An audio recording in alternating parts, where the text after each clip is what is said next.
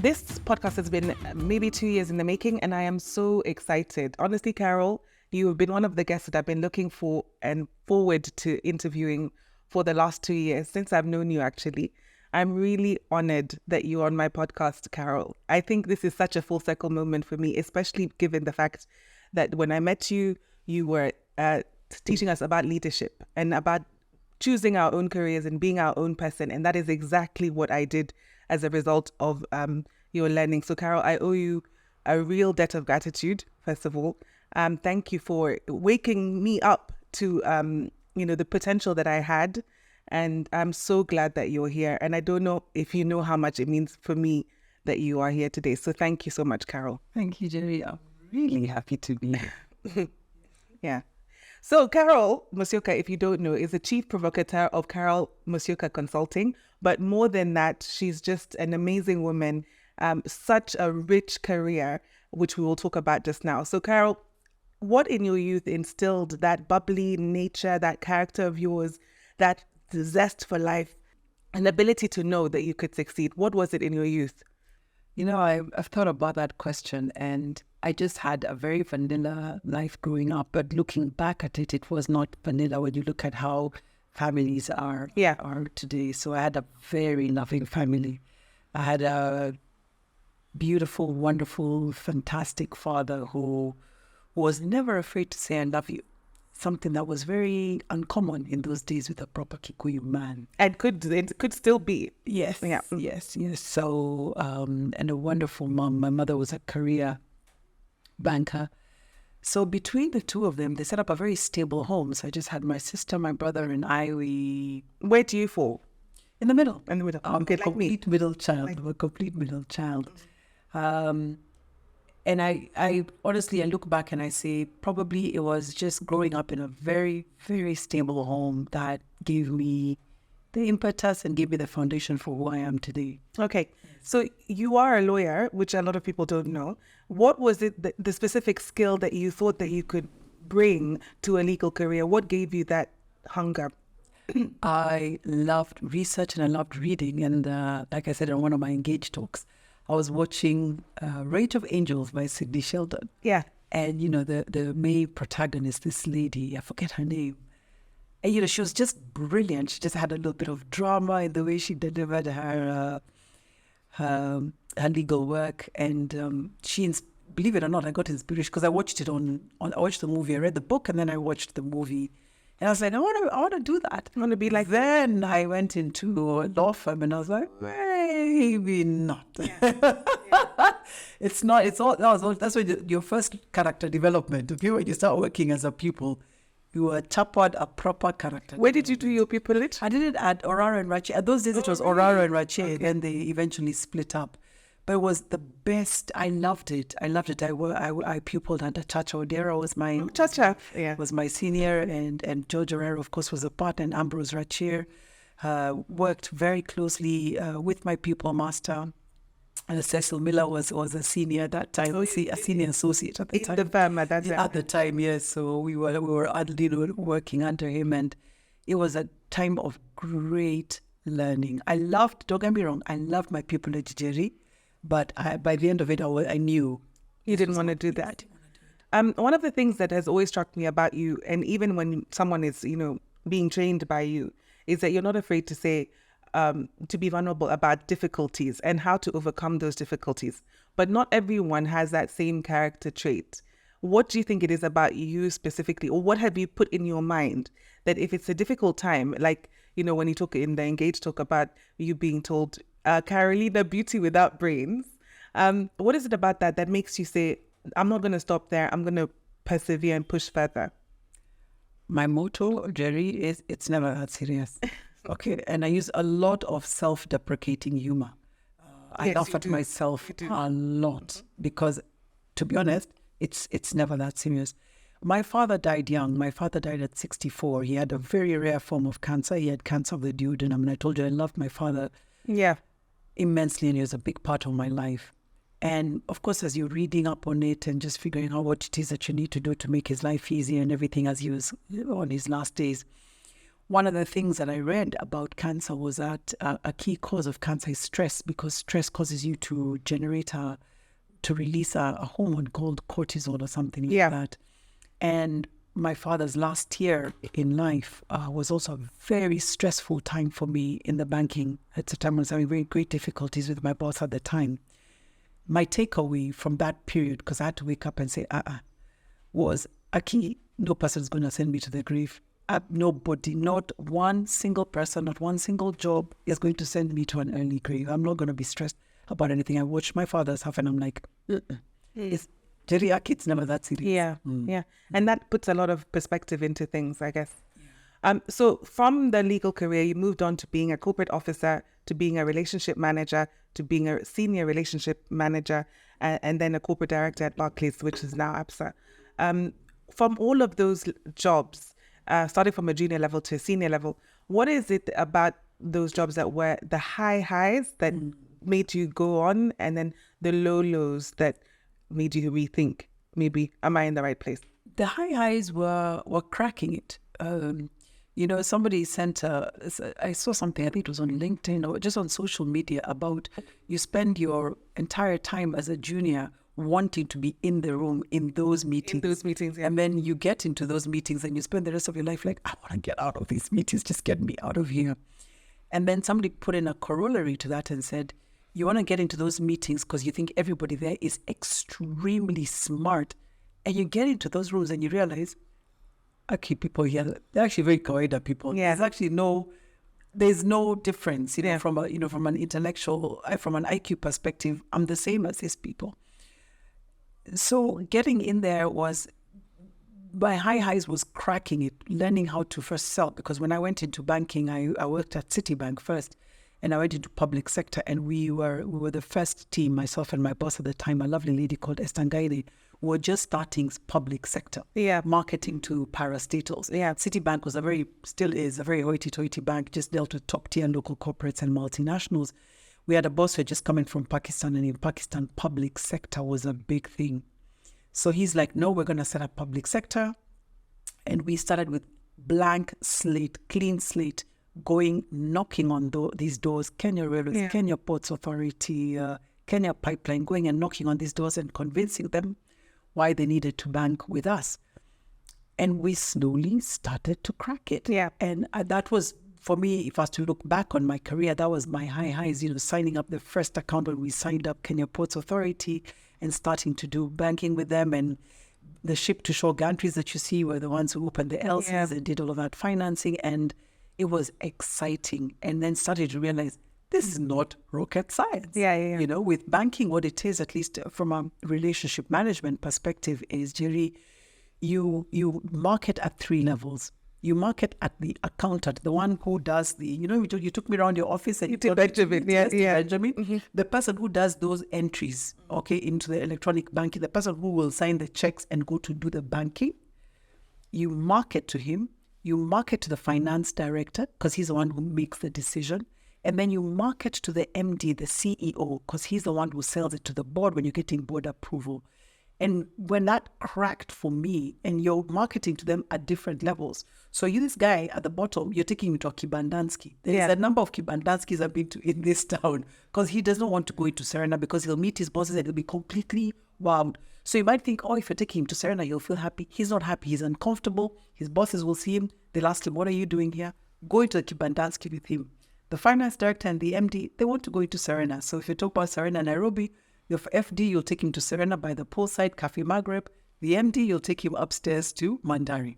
So learning how to market at different levels and being able to have conversations at those different levels is also a skill that you have to draw on. So those are my high highs. Low lows, I would say, was maybe family related, losing my father, bringing up girls, going through the ups and downs of their going through teenagehood. Because bring anyone who's... How many girls do you have? I've got two girls. One How old are they now? 20. One is 20. Yeah, you don't even look like you have a 20-year-old, Carol. No, stop the blue band. So yes, she's in her second year. She's in Georgia State University. And then my second one is 12 and a half, going on 20. She's so smart. But, you know, just going through the vagaries of life with them can have, I would say, sort of have been the sort of the lows, but learning to come out of them. Yeah. But also, was it difficult managing, bringing up the girls as well as having such a high-flying career? You need a support structure. I always say, if you're going to have children, I talk to my friends, some of my friends are considering adoption. If you're going to adopt children or have children as a single mother, you have to have a support structure. I have a wonderful, my mom, between my mother and my sister, my children don't know anybody else. Okay. In terms of, we operate almost as a single. We do holidays together. We do Sunday lunches together. Yeah. So they've grown up with my nephew, my mom, my sister. We've grown up as a singular unit. Yeah, and I think that's important because that's been your support system. 100%. Yeah. Okay. Then I had two very good nannies. So because of traveling, because I travel a lot. So if you don't have that home structure that knows that the home will continue whether you're there or not. So I've had really good home support structure. Yeah. So during that Engage talk that you spoke about how you parted ways, let's say, with Barclays at the time, I think it was very well curated in the way that you can be self-deprecating and, you know, make jokes about it. But it must have been a very, very difficult time to go all the way to Dubai to meet a boss. He doesn't want to meet you. You're then in a situation where you don't know where you are. You're being told this left, right, and center. You drafted a letter of resignation, which was extremely sharp, and then retracted it. Luckily enough, you were able to. In those actual moments, Carol, I mean, it's not something that you talk about very easily. How do you get through that? For anyone who's thinking about leaving their job or not in a very comfortable position with where they are, what advice would you give them? And it's not laugh through the pain. No, it's not laugh through the pain. That was a very hard time, Njeri. And in fact, when all that drama was going on, that's the same time that my father was ill. And he was literally on his deathbed. So it was a very dark, very difficult time. But you have to plow through it, Njeri. I know you have to wake up tomorrow morning. You know, I love this product called Njeri Wagacha because they're saying, let's keep on walking. You have to keep on walking. It sounds cliche, it sounds boring, but you have to wake up in the morning and say, okay, now what will I deal with today? What is today's chaos? One of the mottos that I live with is I stress about the things I'm in control of, Njeri. You cannot stress about the things you're not in control of. Yeah. Then you'll be in a permanent state of stress. I was telling somebody yesterday, you don't know the day you're going to die. So you can't sit here stressing, but I don't know. You can't. We all forge ahead and we move on. Yeah. Same thing. At that time, it was a very, very dark time. And so I just focus on, let me wake up today and let me deal with what I'm going to deal with today. So my budget for stress is X amount, all right? So if you bring me your stress, it's not in my budget. You just step aside and make your application for stress tomorrow. But today, you're not going to mess me up. So it's literally just Johnny Walker rule, just keep on walking. You have to plow ahead. Yeah. And is that as a result of that you decided, let me start my own consulting? Or how did you transition? I transitioned because I moved to another organization. Oh yeah, you moved to K-Rep. Yes, yeah. I don't like talking much about it because it was this is parental, this is SNLV, so let's see. That was hilarious. Yeah, that was. It was not pleasant. What's a rating? What's a rating? I don't think we have one. I think we have just general. Yes, I would have used a much more colorful language. That was difficult. I thought Barclays was bad. That one was even tough because it was a very closed organization. I remember my banking career had been through two multinationals, Citibank and Barclays. And you can go through multinational life thinking that's how organizations operate. You can actually go through thinking that's how multinationals operate. Because they have systems in place that they've been around for so long. They have systems and they have policies. And it's until you go to a local organization that you start to understand. You know, constitutions, Njeri, are never written in peacetime. They're written in after wartime. Yeah, because you've gone through a lot and you're trying to solve for what caused the war in the first place in your constitution. Yeah. Similarly, policies in banks, in organizations, it's not somebody who woke up in the morning and said, let me come up with this policy. No, a policy comes up because something bad has happened. Either there's been a fraud or there's just been, the people are to rectify, happy and everything. Yeah. one person is being given leave for 30 days, one person is being given 20 days, these. So it's to rectify and to equate everybody. And that's the thing about multinational banks, because they've been around for over 100 years in many cases. They've had so many issues, A, over time, but B, over multiple jurisdictions. So you've got a bank that has got a branch in Singapore and a branch in Dakar, Senegal. So an issue can arise in Singapore. The minute that issue is resolved, a policy is done global. That solves for everyone. That solves for everybody. Yeah. Now, when you go to a local bank, the exposure is A, the number of years they've been in existence, and B, the jurisdiction they've been operating. Yeah. So you go in there, and the first thing you're like, going, wait, what do you mean we? What do you mean we don't have what? So, I remember I was spending my first 6 weeks convinced we were going to collapse, because I'd come up in these two banks, these other multinationals, knowing if you don't have this and you don't have that, you're going to collapse. You were spoiled. Posh. Yeah, you were posh. Bob, you are banking. Then you come here and you're like, what do you mean you don't? What? So first you're constantly like this, you're waiting for the crash. Then you realize, actually, it's not going to happen. Yeah. Actually, imagine they've survived and they'll continue to survive. But, there was just a lot of, let's just say, without going into details, it was difficult. It was very closed. It was a fiefdom. It had its own deep internal issues. And I left. I had to leave. Yeah. Because the people then sort of coalesced around each other. So it was a difficult one. But because it came so soon, Njeri, after me leaving Barclays, I actually had to have a board meeting with myself. So first thing I did was, my brother lived at that time in Fort Lauderdale, him and his wife. In Florida. In Florida, yeah. So I decided to go and lick my wounds. I just go for cover. Yeah. And I went to stay with them for about 4 weeks. And they were moving from Fort Lauderdale to Milwaukee. So I was helping them do the move. And so I had a lot of time to just sit and reflect.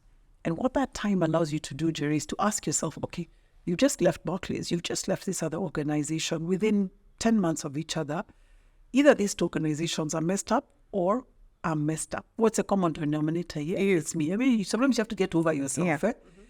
And you have to we can get very high on our own supply. But when you get to a certain level and you're very senior and you're driving big cars and you've got big offices, you can actually get very high on your own supply.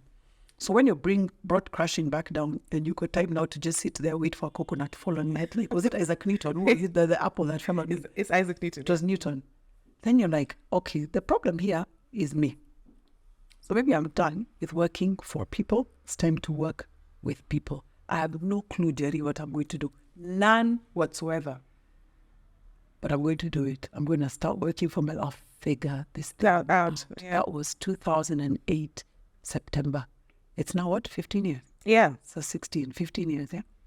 Yeah, 15. Yeah, 15 years, exactly. November. Amazing. Yeah. Let me ask you a question. On the leaving, have you ever been afraid to be the person that is standing out and being the own? Are you afraid to be the bad person, like, bad cop in a situation? And are you confident in the decisions that you're making? Whereas some people would be like, let me be more collegiate and agree with everything. Is it because you've been always confident in your own, what you think, that you've been able to withstand the storm? Do you know what I mean by that? That's very interesting, particularly for me leaving corporate. Yeah. That's a really good question. And what it was, then that's what I'm saying, that I realized that the problem was me, and that I now need to work with people and not for people. Was getting to realize that the higher you go in a corporate institution, the more you have to play along. Yeah. Yeah. All right. Yeah. To your point. Yeah. You have to be more collegiate. You have to build more consensus. And some of that consensus building will go against your very core. It will go against some of the values that you hold very dearly. And when I sat down and had that meeting with myself is to say, okay, do I want to continue this game? Because the reason these two jobs, I've had to leave these jobs, was because I refused to play. Yeah, exactly. So, yeah, exactly. Are you not, have you ever been afraid to be the lone voice? Or is it because you were not afraid? Exactly. Yeah. That got me into the situation, yeah. right? So that's why I said, you know what, I can't work anymore, because the next role I go into, I'll bump heads again. Yeah. But that is a really difficult thing to say to yourself, that I'm not afraid to be the lone voice. When people are coalescing, like you said, with each other. So obviously, I mean, it's not going to work in the end. Yeah, it depends. And that's, again, like it's your character, Yeah. you know. And this is not for everyone. You know, we have to put food on the table. Of course. Yeah, you have to put food on the table. And, you know, if your job requires you to, sometimes you have to take one for the team, then you have to take one for the team. Yeah, one of the interesting thing about bankers, and I say this with complete respect to my former banking colleagues, is banking is a set of golden handcuffs. They give you excellent money, salary, the package, excellent car, excellent mortgage. You'll get your mortgage rate at 3-4%, which is why you'll find them moving into really nice places very quickly. As a result, you don't want to. You don't want to rock the boat. Your kids are going to very good schools. You don't want to rock the boat. Okay, you've seen your two guys were there before you who've retired, and they're looking cow blind. You know, so you're like, okay, let me stay here. You mean all I have to do is roll over and play dead and say, yes, boy, yes, sir. Yeah. And let me say and play. So, and I say that with all due respect to them. So I was just like, this is not for me. Okay. And I'm glad sometimes, and I say the banking industry spat me out. And looking at that time, I was very angry with my bosses. But looking back, I'm like, Aki, you guys, thank you. Aki, thank you for being who you were and for making me dislike it very much, because I discovered a completely new thing that I thrive in, that I enjoy, and I'm an employer now. I've got an employee. We're doing our thing. We're making our niche in the corporate governance space and in the training space, and we are loving it. Okay, so let's talk about that. What is it that Carol Musyoka Consulting does? Well, so first, you gave me you used my title, Chief Provocateur. Yeah. And what I like to do is just provoke thinking. You know, people ask why, we ask why not. So we do a lot of work with boards. Yeah. We do board recruitment. We help recruit board members. Yep. We do board evaluations. We do a lot of board training. Over the last 2 years, though, I started to see a need for smaller companies, some of which are, when I say smaller, I mean these are family-owned businesses, but some of them are turning over up to 10 billion shillings. Yeah. You know, these are really not small. Yeah. They're small in anything but name. And started to see, well, they need to start to create structures for sustainability, because your founder is getting older. The children don't want to be in the business, but you can see that I always say that when you set up a company is a separate legal entity, separate and distinct from the owner, the human that owns it. Because it's a separate entity, it has stakeholders, it has employees, it has suppliers. You've created this entity that has got an ecosystem. If you die, it is morally reprehensible that you will allow this entity to just collapse because you died and you didn't set up structures. How do you set up the structures? First thing is create a board, whether you want to call it an advisory board. This board will help you think through succession planning, help you recruit a CEO, because you might want to get somebody that looks like you, talks like you, walks like you. And they say like, no, let's get somebody who can be able to take this organization. I hate this word, it's such a cliche, to the next level, but to where it needs to go outside of you. Yeah. And so we started now helping boards helping families set up advisory boards. And so we started now creating programs, one which is called Founderitis. Yeah. Founderitis is one that Founderitis. Yes, we call it Founderitis. So it's just that disease of founders of, I'm the only one, I'm the end all and be all. And everyone knows the Nakumatt story. Yeah. How if you look at a classic case of an entity that was set up and that collapsed and affected so many people because it was closely held and they hadn't set up these structures, it's Nakumatt. We all love Nakumatt. Until today, we're all suffering from major withdrawal symptoms of we have to go to 5 places, Njeri, to get the same thing that we used to enter Nakumatt. We used to go to the one in Junction. Okay, whether you're going to buy a TV, whether you're going to buy a lawnmower, a rake, a desk for your office furniture, for your home office, oranges, grapes. I mean, no one has ever taken up that space. They set up this behemoth. And we're all remiss from it, from employers to suppliers to banks, the customers. Can you imagine setting that up? So the founders who I knew, they were my customers when we were in Barclays, and they were one of the most humble, really hardworking group of people. It's just sad that this is how it ended. Yeah. Yeah. And I wish that they had set up a board that would have ensured that there was some level of continuity outside of the founder. Divorcing the founder, I want to say that a founder has got 3 roles. He's a shareholder, he's the board, and he's management. And we'll help them look at each of those roles distinctly. Yes. The other thing that we do is we do communicating with impact. I've sat on about 25 boards, Njeri, and I've seen the good, the bad, and the ugly. Yeah. And one of the things that why we created communicating with impact was because I sat in board meetings, and you're like, oh my God, when is this presentation I'm going to end? Because this presentation could have been an email. All right. And so we created communicating with impact because we were like, no, we're going to help people learn how to present and to use, PowerPoint is used to make points powerfully. It's not the presentation. You are the presentation. That's what we use. I like it. That's what we do. To make the points powerful. Yes. It's a crutch. It's not, or it's an appendage. It's not the main thing. It's not the main thing. You are the main thing. Yeah. That's why I woke up in the morning and came for this board meeting to listen to you. So you sent me a pre-read before, I read it. Now you want to come and reread it like I'm in kindergarten? I don't need you to read this. You talk to me. Let's have a conversation. Okay.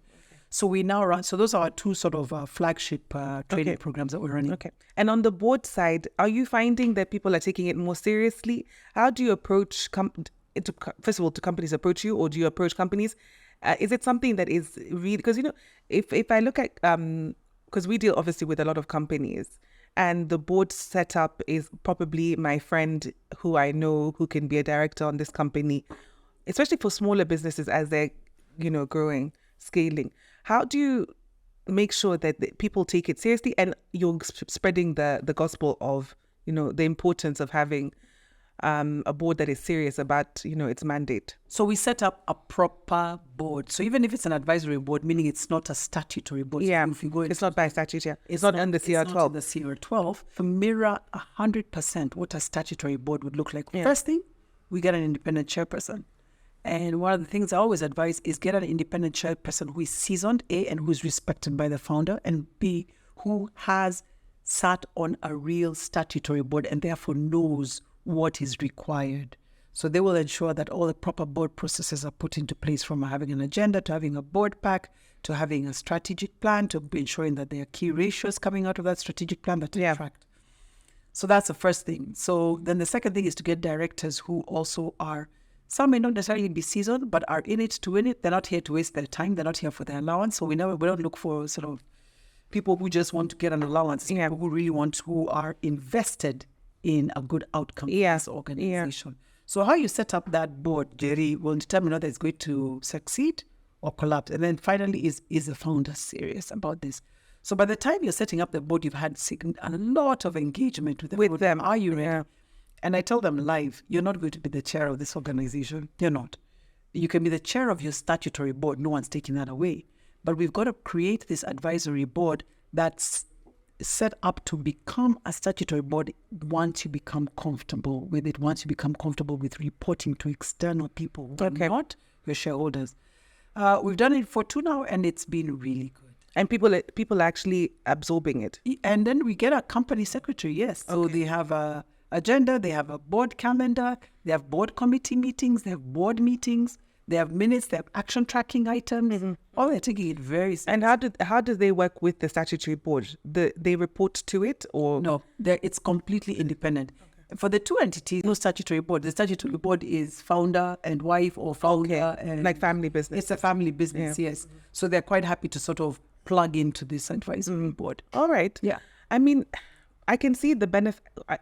Endlessly, I can see the benefit as a lawyer of having those kind of institutions in place. And I think it's really important for that message to come across, because a lot of problems start there. Yes. What about the wider, are you focusing on Kenya? Or are you looking at the wider East Africa region?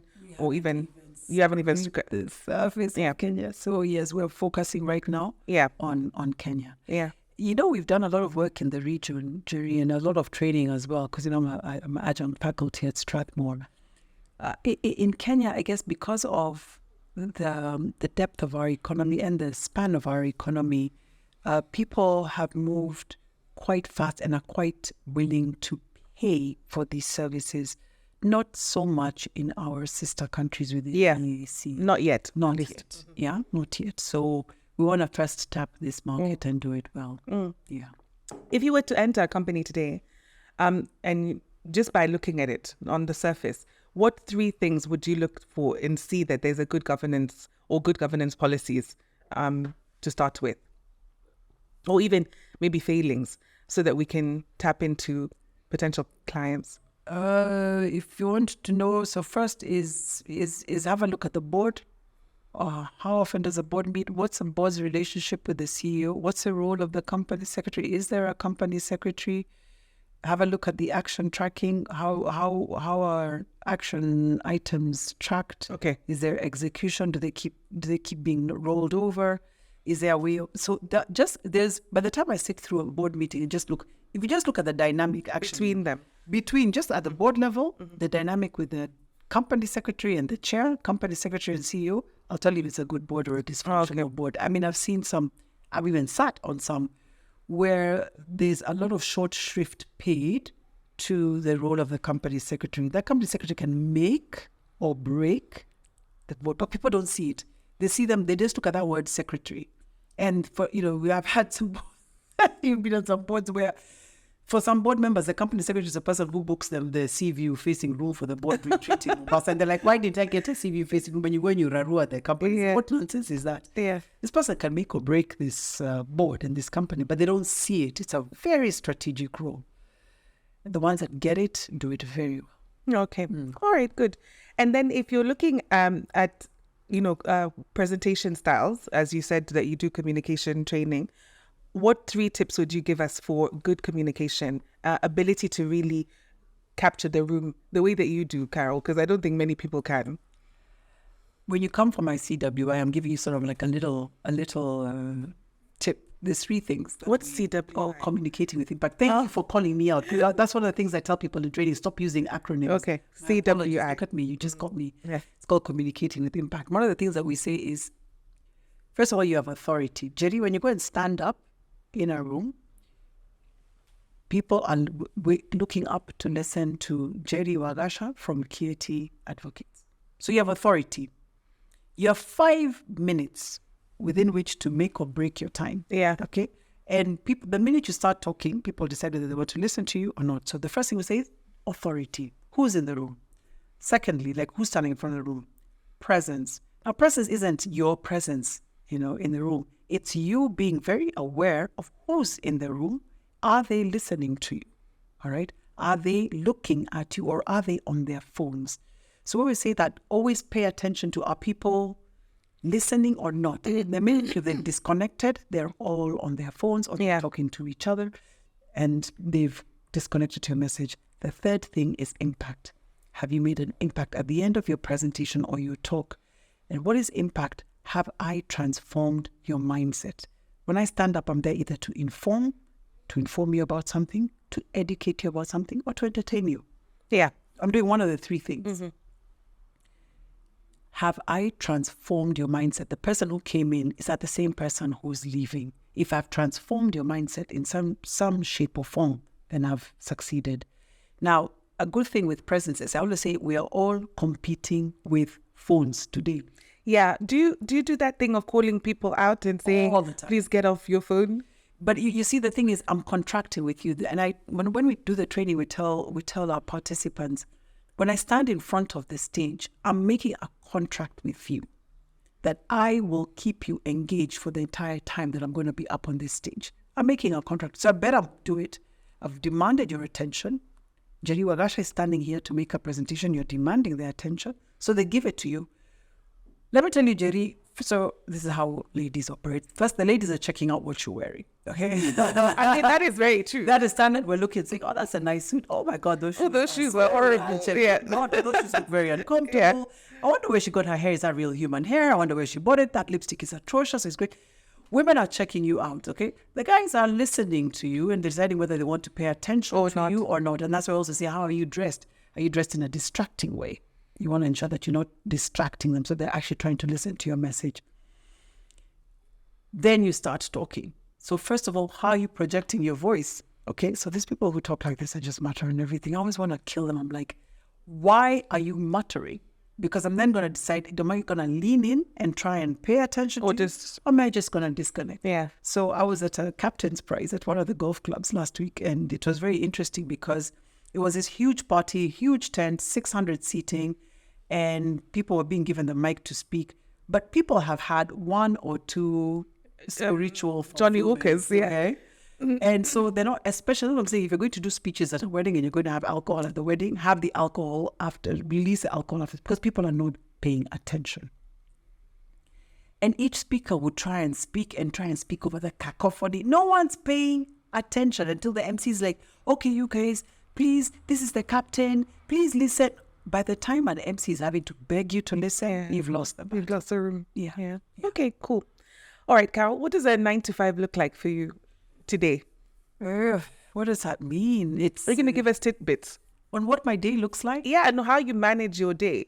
I can imagine it's not as hectic as when you were in, the senior leadership. It's actually more hectic because it? I'm doing, I grow trees.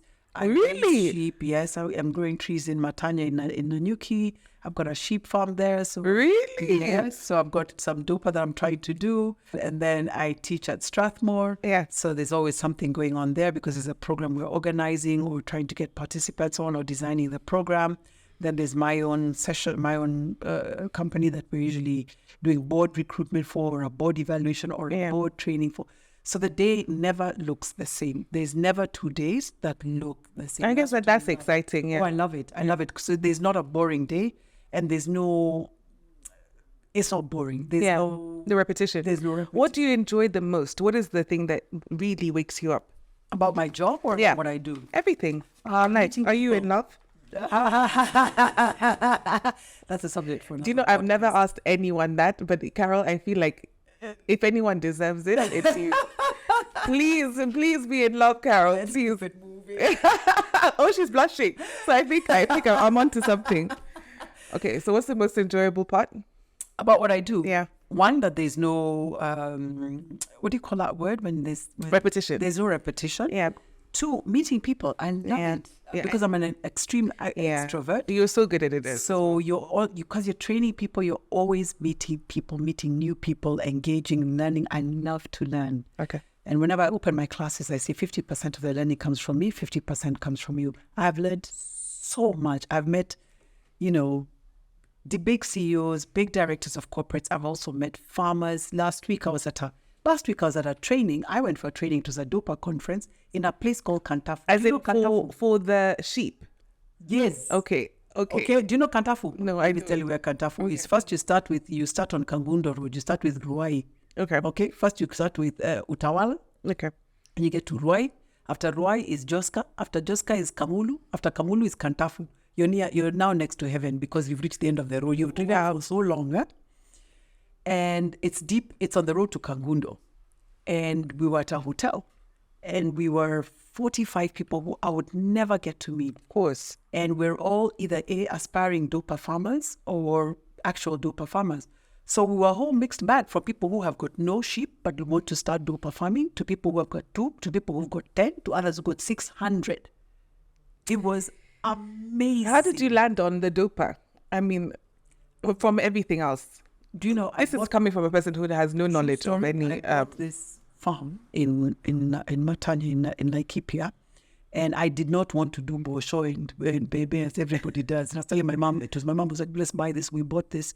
So she has hers, I have mine, my sister has hers. And I wanted to do what happened was this place is right next to Opejeta Njeri. Oh, nice. And people had decimated that area with charcoal burning. There were no trees. So I'm like, you know what? Let me go trees. Like a joke. I planted 15,000, lost 7,000 trees. Started and made tons of mistakes, And my mom was like, hey, can't you bring up? No, I want to make the mistakes. We are the typical telephone farmers. Kubanyesha, you're being conned left, right, You're not there. Turn your water. They have eaten. Never be fooled. You will be conned left, right, etc. And never employ locals. They will eat your money. You have to import. You have to bring expatriates. Seriously. From another part of the country. Never employ locals. They'll finish you. And whoever's a farmer, they understand. Yeah. Anyway, planted the trees. And then, so I started off with one farm, which is 5 acres. I started a second one, which is 10 acres. And my God bless my mom. Mom is like, now all this land, why can't you just bring two bozis, just bring two boris over here? They can just be eating this. Look at all of this. They can be eating. So I said, okay, fine. So I brought 2 condors, actually. And they started multiplying like rats. So I'm like, actually, you know what? Because we like to eat, good meat. I said, let me look for a good doper. And the rest is history. And that's how it is. And that's actually how it's. My gosh, that is like a complete side hustle. As in and I sold my first one. I sold about 10 last week. I was so excited. My first scene. Gosh. That farm, yes. So I really love it. And it stretches, Njeri, because I'm a banker and a lawyer. So our work is just contracts. I mean, this is complete treasure different. Yeah. Our work here is kuna mvua, kumenyesha, damu imejaa.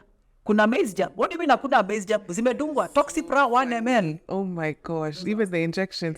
Okay. So what are you looking forward to for 2024 now? Growth. I mean, this is a difficult time as a country. Yeah. And I'll tell you why it's a difficult time. And it's linked to what do I laugh most about. We have all, as a country, from the CEO of the biggest firm in this country to the lady selling maize out there, we've all been unified under one thing. It's a tough environment. Very tough economy. The government has made it very hard to do business, from the biggest corporate to the lady out there who's being asked to sign up on e-Teams and start issuing electronic invoices. And she's just a maize seller. In order for her, or the person who supplies you guys with milk over here, you probably have somebody who supplies you for your office milk. Mm-hmm. And he's just a hustler. And he's being asked to open an e-Teams account so that you guys can be able to pay him, so that you can be able to expense it in your annual the books. Mm-hmm. So all of us are equated to that. So in 2020, so when I look at what has this difficulty, because I'm a glass is half full kind of person. We have been unified for once, not under tribe, but under hardship. Hardship, yeah. And we're back to the 90s, the early 90s during Moi's time, when we were in the exact same position where we were all unified under hardship. There wasn't tribalism as much. Moi used tribalism to split us and to entrench himself. But there wasn't that much tribalism before 1992, the first multi-party, whatever's, and the post-election that came as a result. So when I look at 2024, I'm like, hiya, we are all in the same position, but we are so damn tenacious as a country. So how are we going to toboa this? If you go, so I'm telling you, when I drove to Kantafu, my jaw dropped. I drove on Eastern Bypass because I live on Kiambu Road. I don't know if any of you have ever been on Eastern Bypass. It's a vibe. Yeah. It's a vibe. What? It's a whole economy. It's another country. Okay? So when you think about flowers, when you want to buy flowers for your garden or for your little balcony garden, yeah, about gogos. Yeah, well, my friend, please. I was like, what the heck is this? It's just a whole different economy, and people are just doing their thing. And that's what I love about us as Kenyans. Actually, we just do our thing in spite of and despite what is happening on top. So for me, 2024 is opportunity. We're going to toboa. We'll toboa this thing. And are you a positive mindset? We have to be. Njeri, I told you, may I stress about the things I'm in control of. What am I in control of? You asked me about clients. Do we go to clients? Do they come to us? A number of them come to us because they've heard of a good thing. So it's, how can we continue to make an impact? It sounds again like a cliche, but what did Njeri, I beg your pardon, Wagari Madai tell us about the little bird? I'm here to do my little thing. The one that was trying to quell the forest fire with the little water on its beak. What can we do in our little space in the space that we play? What difference can we make? Yeah, that's what we do. Well, you've truly lightened up my day, Carol. But let's for those who are young lawyers or young people coming into work, and I know that you work with a lot of young people, let's give them tips and tricks for working well. Sure. Yeah. So what advice would you give to anyone looking to get into legal practice? Well, I guess it's a very different time, but when you were looking for pupilage, what was the one thing that you were looking for, and how did you achieve that? Njeri, those days we're just looking for the person who decided to be my pupil master, But I would imagine, the law firms today, like I walked around your law firm, I'm like, yo, this is nice. Law firms did not look like this at all. And you're looking for a pupil master, and it's less about the name. In those days, we were looking for big name law firms. You wanted to be in a big, but and I tell my team who we work with, the exposure that they're getting would not be able to get it at a big firm because you would not have that access to the partner. That is a very good point, because if in smaller teams, you are given much more responsibility. Absolutely. Yeah. And exposure to clients, to clients. So it's not about the big name. It's about who's this law firm, what work are they doing? What's my proximity to the partner? And therefore, what's my opportunity to learn? Yeah, very good. What is your view on work-life balance? Is there such a thing? There is, and at my firm particularly, we're very big on that. So because of COVID, we all started working from home. Post COVID, we implemented something which is we work only on Tuesdays and Thursdays in the office. Oh wow, okay, so working from home. Monday, from Wednesday, Friday, you work from home. Mm-hmm. And the reason I do Tuesday and Thursday is we work very well as a team. So you've got to be able to know one another, and proximity with one another. So Tuesday and Thursday, you have to come into the office. And what I tell the team is Monday, Wednesday, Friday, I genuinely don't care what you're doing. But between 8 and 5, I've got to be able to pick up the phone and reach you. If you're repairing your car or you're getting your hair done, whatever you're doing, I've got to be able to reach you. And if we have a task, I'm not going to say your task is you've got to do it between 8 and 5. If you work very well at 4 a.m. to 7, just do it. Just do it as long as, so we're very output based. So if the deadline is Friday at noon, deliver to me Friday at noon. If you want to sleep in 2 days, but then you deliver in the last 3 days, that's fine. Okay. But Friday at noon, you've got to deliver. I mean, you're making it very difficult for other employers. It's true. I mean, but we're a small team. We're about 7 of us. And so we can afford to do that. So for me, work-life balance is please get as much, and we don't work over weekends except you've got a client. Yeah. You've already said that you can only control what you're in control of, and that's how you center yourself, I guess, when you have a lot on your plate. What else do you do? Do you speak to clients? I can't meet this deadline. How do you navigate that? Or do you try and make sure that you're always delivering? So managing the client, one of the rules we have internally is clients should never, ever chase you. Ever. You should be a step ahead. If you know you can't make the deadline, just send a note. Your client is a human being like you. Okay, we promise we deliver this on Friday. Looks like we won't be able to deliver it. We'll deliver it on Monday. So engaging the client in advance is absolutely critical. Okay, cool. Yeah. Any other tips you have? It's never that serious. I always say that it's never that serious. Have fun at your job. We spend most of your time at work. So you've got to have fun with the people that you work with. Yeah. And that's one big thing for us, is just having fun at the workplace. And owning up. When you cock up royally, own up before your boss finds out. Yeah. Have integrity. Yes. Okay. Let's do the quick fire round. Did you read them or did you not? You told me not to read. But you read. So I read that I'm not supposed to read. Now that I know that you're in love, I'm so much more excited for these questions than I was before. Anyway. You claim about being love. Yeah. Oh, whatever. Beach or city holiday? None. Mountain. Seriously? Absolutely. The beach, I guess, nothing for me, because I guess I hate that sand in your feet and the salt in your skin. I hate cities. And like I told you, since I bought my farm, I'm convinced. My daughter is 12. She goes to college when she's 18. Out. That's why I built my house in the UK. So I've got the farm where it's got there. I'm out in 6 years. I'm out of this godforsaken city. We'll never see you again. Out near Jav. Yes. I love it. Favorite place to visit? Not Aberdares. Okay. The Aberdares. And it's the most best kept secret in this. People don't know about it. The Aberdare National Park. People tend to go to Savo, Amboseli, Saimara.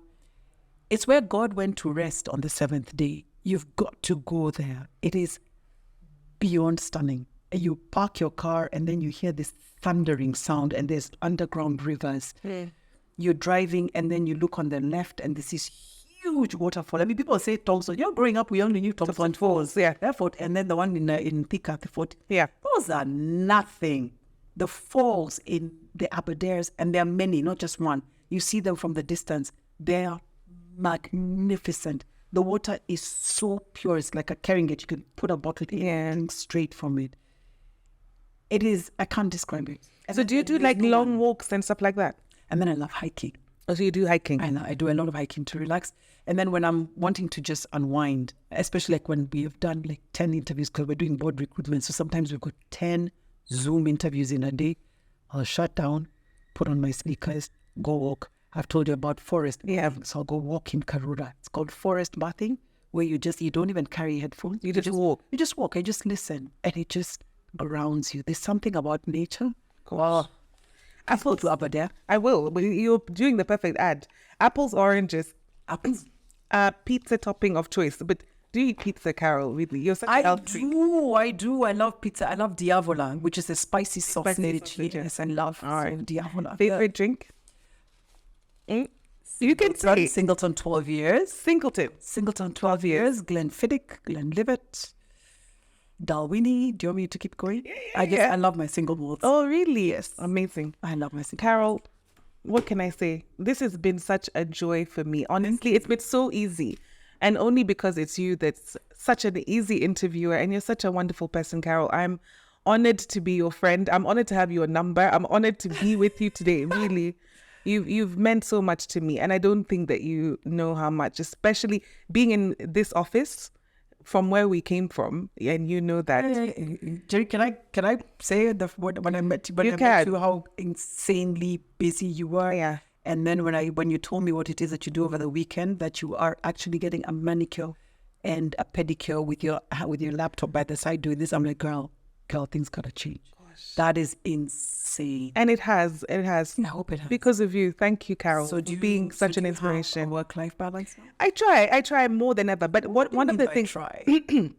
I do try to have more of a work-life balance. But one of the things that it really made me realize is if you're going to do something, don't do it in an frustrated way. I do this because I really love being an owner in a business myself and being able to control my own life, which I think I didn't have before. Yeah. So I'm extremely proud of you, Jim. Thank you, Carol. Extremely. I love people who go off, set up their own thing. This is not a small institution over here. You've set up, you're an employer. I am. Can you imagine? You are We are. Gosh. Well, thank you so much, Carol. You've been such a lovely guest. I'm honored, really honored to have and a you. shout out to your team, Kenari and over there in the background. Yeah. People can't see them, but I want to tell you that these are the guys behind the mic and behind the cameras, and they're doing a phenomenal job. Amazing. Thanks, Carol. See you guys next month. I can't even top this, but I am going to try to. See you guys next month.